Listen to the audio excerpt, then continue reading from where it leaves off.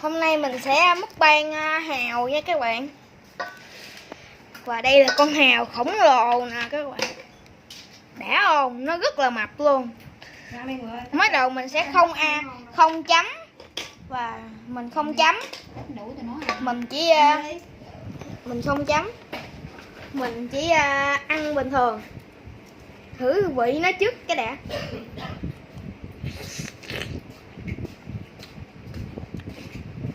Quá ngon.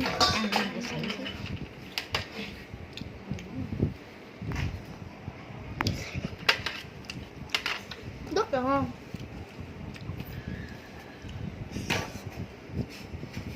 Nè, các bạn nhìn đây. Đây là những con hào đó các bạn. Sống cho ấy này cho nó chấm đi. Các bạn nhìn ngon không các bạn? Nè đó. Cũng hơi kiểu gọi là nóng nóng.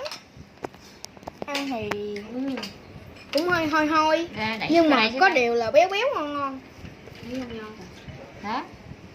Mình sẽ chấm với nước sốt này.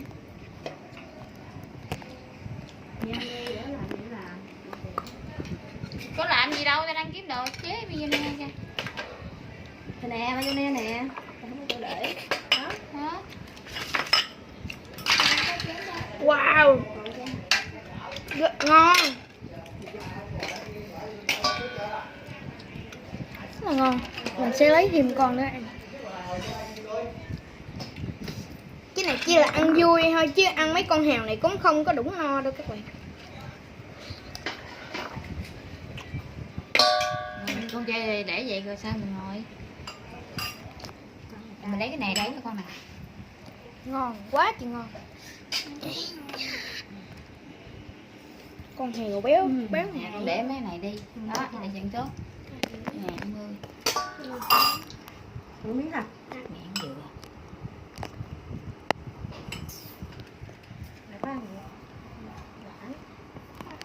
Vô. Đó. Múc bang. Cho chỗ này nước nhẹp vậy. Trời ơi, nước nhẹp thế này. Mình sẽ ăn tiếp con hào. Ngon không? Để ăn giống vậy đi. Chế miếng sốt lên và đựng nước.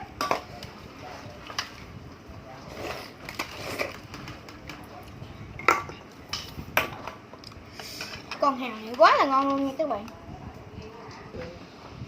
Mình sẽ ăn tiếp nha các bạn.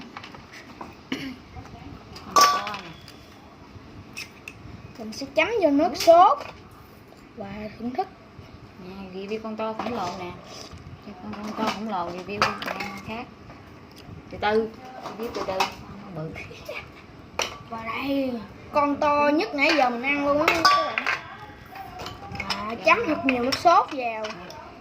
Theo mình thấy thì nặn chanh vô nó sẽ ngon hơn đó các bạn. Này cho con nước bự hả? Sữa béo ngậy luôn.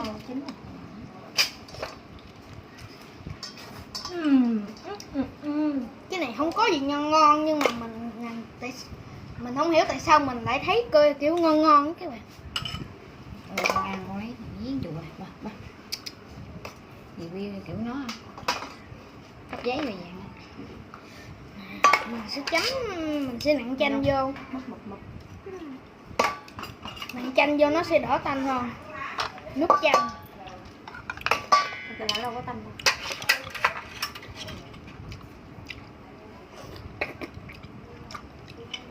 Nặn chanh vô thì nó ngon hơn. Nó tròn tròn cái con nữa đó.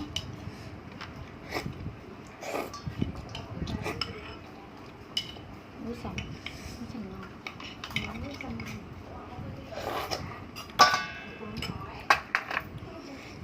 Uống miếng nước. Nước chanh cũng hơi chua chua. Ngon.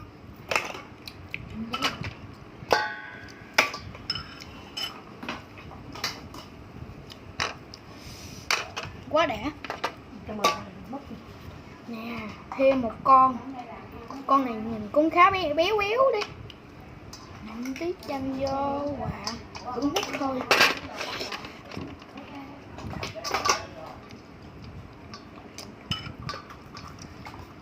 Con này nóng ăn khá ngon. Tiếp tục thêm với một con nữa. Cho con này nè.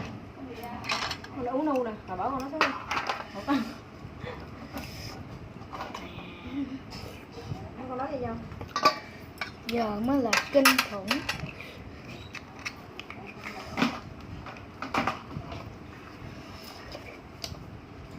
Em ăn đi. Tắt cho. Thêm tí nước Ăn chanh đi. nữa. Nhóc kìa, tắt mà tắt.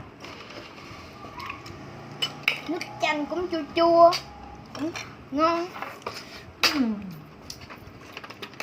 Con này mình sẽ không dùng nước chấm nữa nha, mình ăn không luôn. Không luôn hả? Ghê vậy. Nãy giờ ăn không ăn chị ăn con nho kìa. Con nho vô gấp. Này con gấp miếng con nho chấm với nè ăn chung có hảo á. Mình sẽ gấp một miếng dông nho để ăn.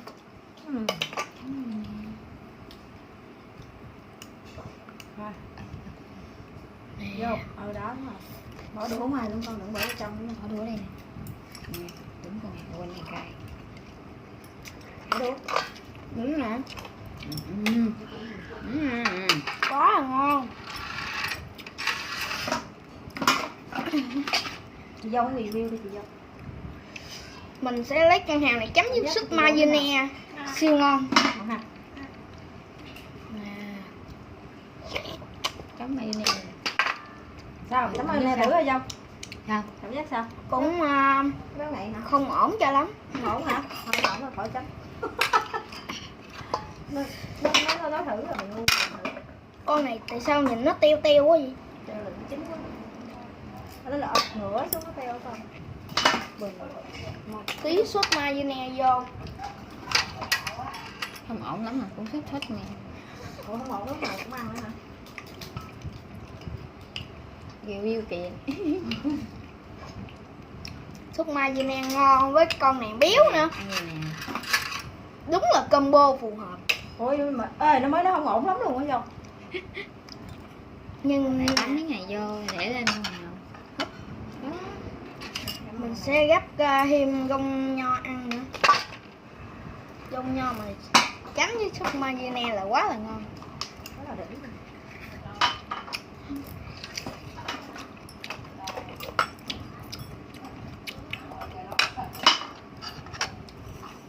Vào đây bây giờ mình cũng sẽ chế thêm miếng chanh. Cũng nước ban thôi. Gấp mayonnaise chấm với nó bỏ lên. Gấp luôn. Ngon.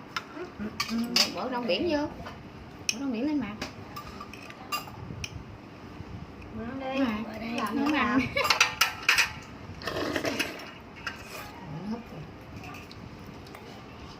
Riêng đừng bo đạn thấy ngon đậm. Quá đã. Thêm tí nước. Chua kìa lấy xuống đây. Ăn chưa? Nó vẫn còn thịt. Ăn đi được trái chưa?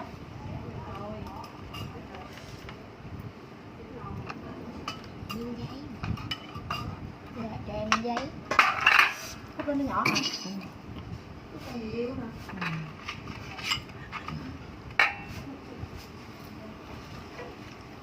Chưa trên lịch sử.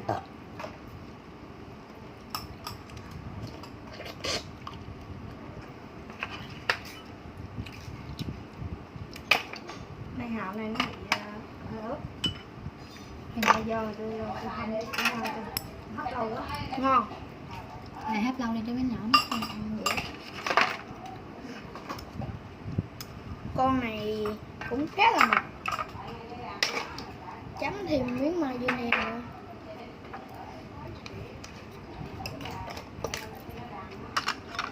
Hấp lâu quá nó dính ra.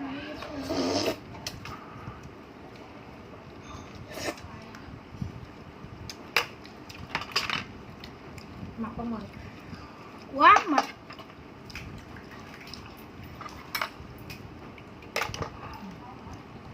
Con này nó gần bằng nguyên cái mai nó luôn. Giống con. Ăn con này. Này chín rồi. Ngán hả? Không. Cái sao vậy? Mặn mặn đắng đắng. Nấu đâu? Nguội rồi mà có. Nấu ăn mới ngon. Nguội ngắt luôn.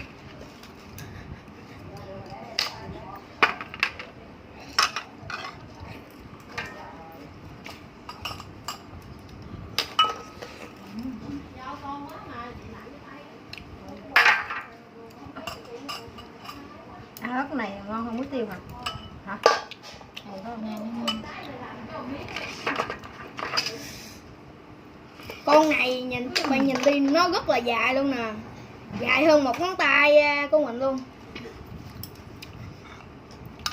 Review sao? Thêm miếng mayonnaise. Muốn coi nè.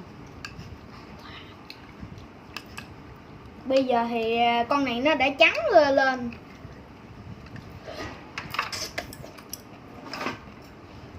Ăn công nho kèm vô. Ăn nho ngon không?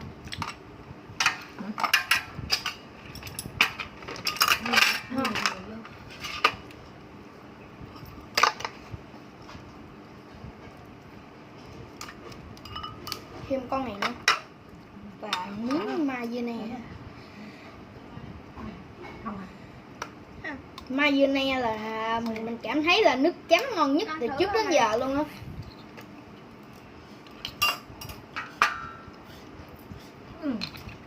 Mình ăn hết con này mình sẽ tạm biệt các bạn. Ngon. Vô. Bye bye, tạm biệt các bạn. Hẹn các bạn ở video lần sau. Và đây là mukbang tập cuối gì vậy? Không, tập kế cuối nha các bạn. Bye bye, tạm biệt các bạn.